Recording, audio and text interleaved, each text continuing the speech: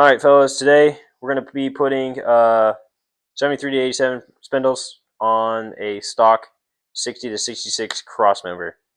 It doesn't take many parts. It's a lot cheaper than buying a whole crossmember because you will end up putting the parts that you're buying into that new crossmember anyways, since it's 40-plus-year-old parts. Alright, so this is obviously 66 factory suspension, drum brakes. Somebody's already replaced this ball joint, so it is bolt in, which is nice. I've already done the other side. What we're going to do today, we're going to pull the shock, pull the brake line. We're going to pull the cotter pins out of the upper and lower ball joint, and then we're going to pull it out of the outer tie rod. And we'll bust the outer tie rod out, and we're going to loosen these upper and lower ball joint bolts almost all the way to the end. Give it a couple good swings, break it loose. And we'll be back after I get this stuff done. So.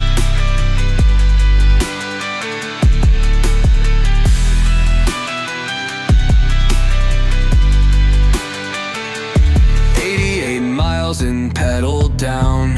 Rules don't matter, claim the crown. Risk it all beneath street lights. King of shadows, born to fight. Smoke and mirrors, life's a chase. Flickering sights through time and space. No escape, the game won't stall. Burn it. Video. Alright, on this old stuff, if I'm going to be replacing this stuff anyway, so I'm going to cut this cotter pin out, and I'm just going to break it, the rest of it away with the castle nut.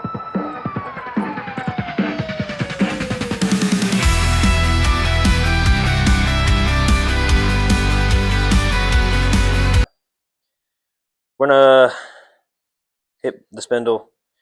You really want to hit it about here, where that ball joint's going to be sitting. I'm going to try to knock it out. Leave the nuts on there so this damn spring don't come flying out. I'm going to pull this shock off real quick. Yeah, that as well. This thing right here is called a pickle fork. Ball joint fork. I mean, you're going to wedge it in here. You can hit it. That's why you don't want to take that ball joint nut off. Because that thing will spring open, that spring will come, and it'll eat you. Alright, we're going to take this old spindle and drum off. We had to cut this stuff out. We had to get a little sketchy, get this lower ball joint out. So it works a lot better if you have a torch, not no little tiny map gas torch. You need a real one. So I'm going to pull this off, knock this bump stop out. The upper we're going to swap out, and then we're going to swap out the lower, and then we'll go from there. As you can tell, these ball joints are absolutely screwed. So they're wonderful. Lower's the same. It's absolutely it's bent. I had to hit it pretty hard. So I'll show you how to knock this this bump stop off. I'm gonna take all this stuff back off and repaint it. I'm just gonna do this real quick so I can show you guys. This is the easiest. Honestly, it's the cheapest way to do disc brakes in one of these trucks, unless you're going to put a I think it's 70 to 72 or 73 to 87 front crossmember underneath of it.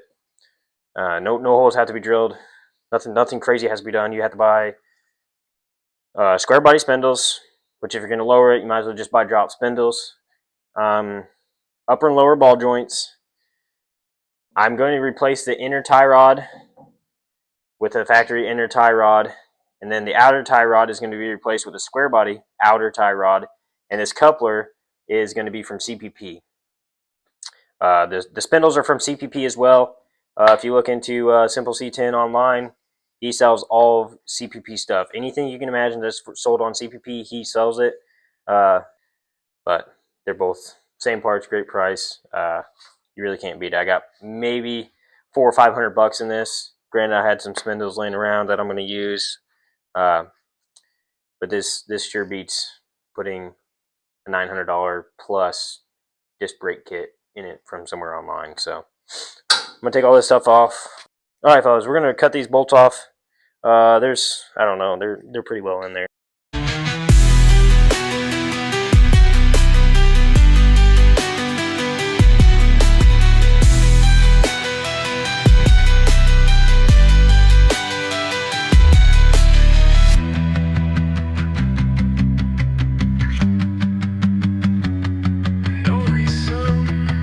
Alright, fellas, so obviously, like I said before, square body, upper ball joint. It's going to fit in there. Obviously, new ones are bolt in. If I can line it up correctly. So the new ones are going to be bolt in. Obviously, I mean they all are. So I'm going to put some bolts in here. I'm going to start them so I can cinch it down, and I'll take these back off, and I will put the lock washers on there. Obviously, I'm not going to not put lock washers on it. Don't be coming after me for that stuff. Oh yeah, O'Reilly's, if you want to sponsor me, I take free sponsorships.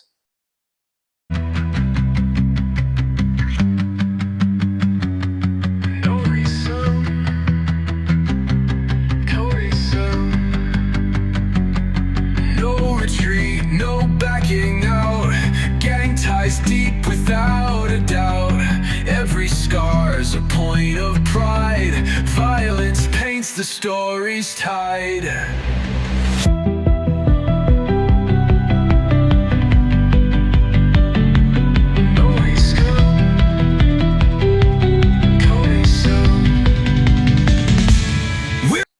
Mic storm. I'm going to get my drill. I'm going to start cutting on the spot welds on the bump stop, and then I'm just going to hit it off with the chisel. It's a lot easier. I really don't have the patience to be drilling out these spot welds or cutting them off with a grinder. This is the easiest way I found to do it. So just start it. You don't have to go crazy.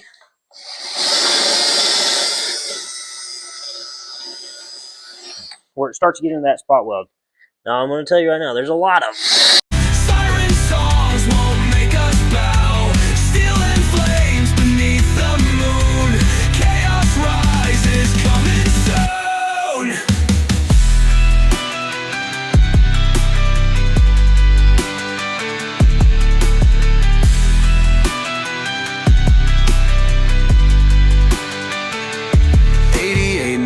And pedal down.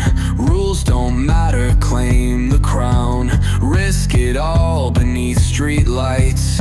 King of shadows, born to fight. Smoke and mirrors, life's a chase. Flickering sights through time and space. Obviously, oh, that was that. Obviously, the upper ball joint is the easiest. Now, C10s, you will not be able to get this ball joint out and back in without buying this kit right here. Harbor Freight. You got great shit. So this is like probably 80 bucks. I think it's went up since last time we got it. But this is a remover and an installer. We've used it probably twice, but it's better safe than sorry. So I gotta remember what ones we used. We definitely used these. And obviously this.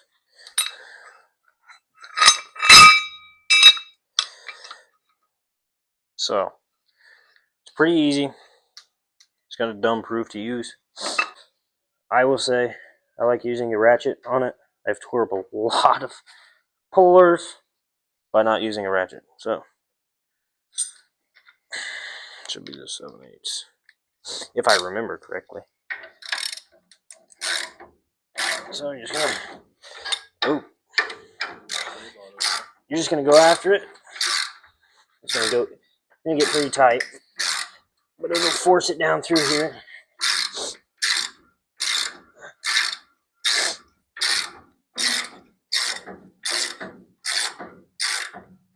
Now we're most likely through. Just gonna get that. Yep, it's almost done.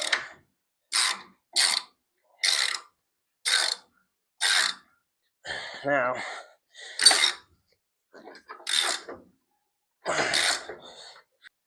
all right. Now you got her down. Loosen this up. Take this thing all the way back apart. And again. So there you go. There's a junk 70-year-old bushing, ball joint, whatever. You got another rag, Jacob. Use that one right there. Obviously, like I said before, all this stuff's going to be painted again. I'm just going to mock this stuff up. Ball joints will be taped off, all that stuff. So, the lower ball joint, yep, is going to be square body, just like the top. Like I said at the beginning, it's only difference is this one's pressed in. I bought all the ones that have grease fittings on them, so it's a lot easier to take care of it down the road. Alright, here we go. Make sure you watch it, make sure it goes in there straight.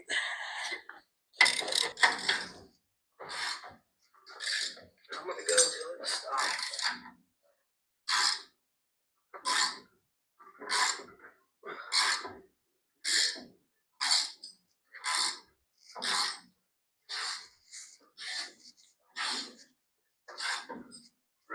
Okay.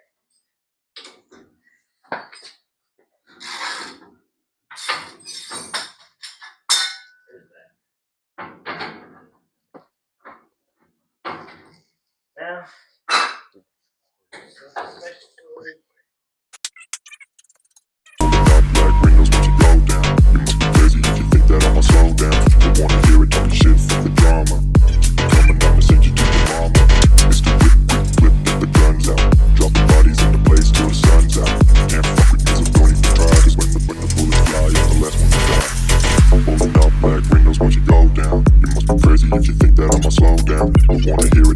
I will say, this is a lot easier than putting a whole new crossover and stuff in it. Cheaper. You're going to be putting ball joints and most likely drop spindles on it anyways. So after you buy a cross member, then you have to buy drop spindles. Then you have to buy ball joints for the drop spindles because you don't want to use 40-year-old parts. So this is using factory stuff.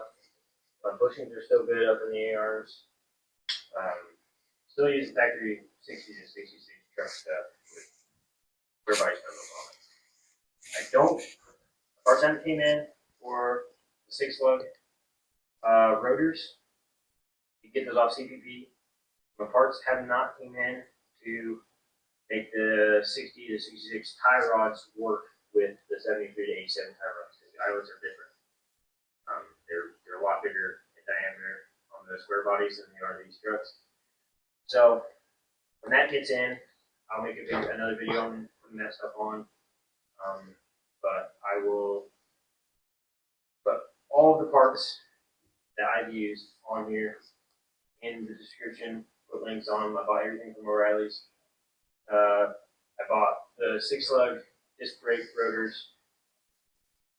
Bought the 6-lug disc brake rotors from CPP, and I bought the adapter sleeve for the tie rods from CPP as well. You can buy them from CPP or you can buy them from Simple C10. Guy's good. He builds these trucks all the time. He knows what he's talking about. If you want to, his number's out there. If you want to, you can call that guy.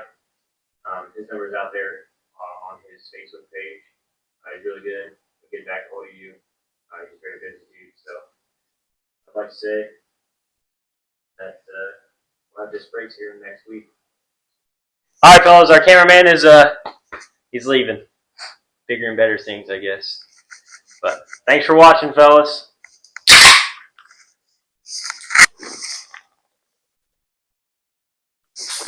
I'll see you in the next video.